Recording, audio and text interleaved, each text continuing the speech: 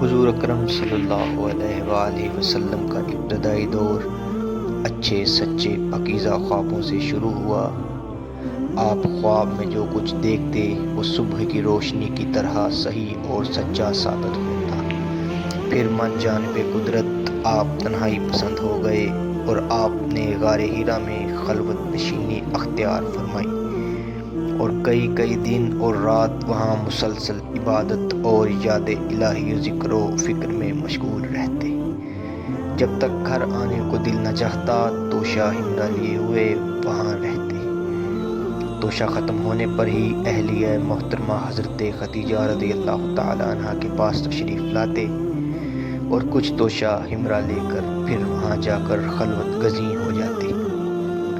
یہی طریقہ جاری رہا یہاں تک کہ آپ صلی اللہ علیہ وسلم پر حق منکشف ہو گیا اور آپ غار حرا ہی میں قیام پذیر تھے کہ اچانک حضرت جبرائیل علیہ السلام آپ کے پاس حاضر ہوئے اور کہنے لگے کہ اے محمد پڑھو۔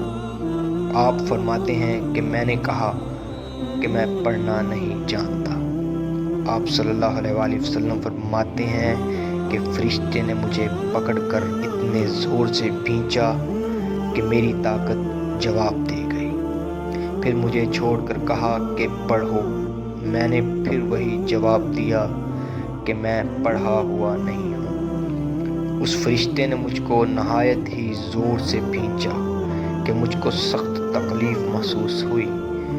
پھر اس نے کہا کہ پڑھ۔ میں نے کہا میں پڑھا ہوا نہیں ہوں۔ فرشتے نے تیسری بار مجھ کو پکڑا اور تیسری مرتبہ پھر مجھ کو کھینچا، پھر مجھے چھوڑ دیا اور کہنے لگا پڑھو اپنے رب کے نام کی مدد سے جس نے پیدا کیا اور انسان کو خون کی پھٹکی سے بنایا۔ پڑھو اور آپ کا رب بہت ہی مہربانیاں کرنے والا ہے۔ بس یہی آیتیں آپ حضرت جبرائیل علیہ السلام سے سن کر اس حال میں غار حرا سے واپس ہوئے کہ آپ کا دل اس انوکھے واقعہ سے کانپ رہا تھا۔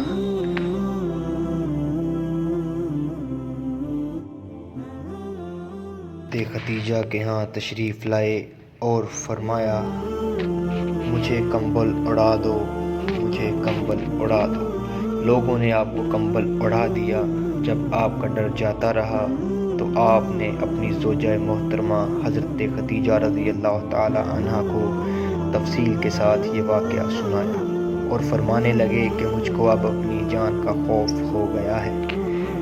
آپ کی اہلیہ محترمہ حضرت خدیجہ رضی اللہ تعالی عنہ نے آپ کی ٹھارس بندھائی اور کہا کہ آپ کا خیال صحیح نہیں ہے۔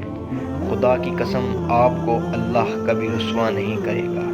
آپ تو اخلاق فاضل کے مالک ہیں، آپ تو کنبہ پرور ہیں، بے کسوں کا بوجھ اپنے سر پر رکھ لیتے ہیں، مفلسوں کے لیے آپ کماتے ہیں، مہمان نوازی میں آپ بے مثال ہیں اور مشکل وقت میں آپ امر حق کا ساتھ دیتے ہیں۔ ایسے اوصاف حسنہ والا انسان یوں بے وقت و ذلت خواری کی موت نہیں پا سکتا۔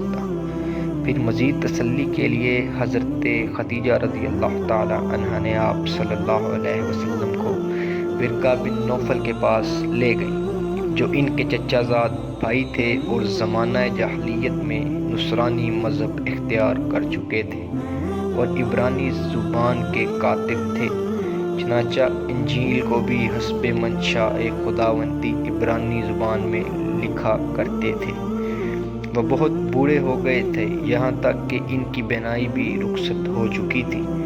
حضرت خدیجہ رضی اللہ تعالی عنہ نے ان کے سامنے آپ کے حالات بیان کیے اور کہا کہ اے چچا زاد بھائی اپنے بھتیجے محمد کی زبانی ذرا ان کی کیفیت سن لیجئے۔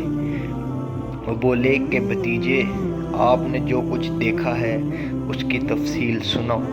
چنانچہ آپ صلی اللہ علیہ وسلم نے از اول تا آخر پورا واقعہ سنایا جسے سن کر ورقہ بے اختیار ہو کر بول اٹھے کہ یہ تو وہی ناموس ہے جسے اللہ نے حضرت موسیٰ علیہ السلام پر وحی دے کر بھیجا تھا۔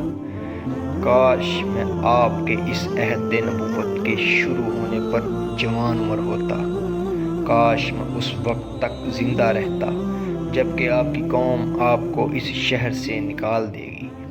رسول اکرم صلی اللہ علیہ وسلم نے یہ سن کر تعجب سے پوچھا کہ کیا وہ لوگ مجھ کو نکال دیں گے؟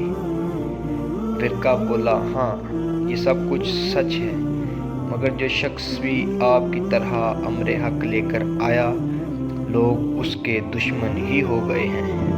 اگر مجھے آپ کی نبوت کا وہ زمانہ مل جائے تو میں آپ کی پوری مدد کروں گا۔ پھر ورقہ کچھ دنوں کے بعد انتقال کر گئے، پھر کچھ عرصہ تک وہی قیامت موقوف رہی۔ صحیح بخاری حدیث نمبر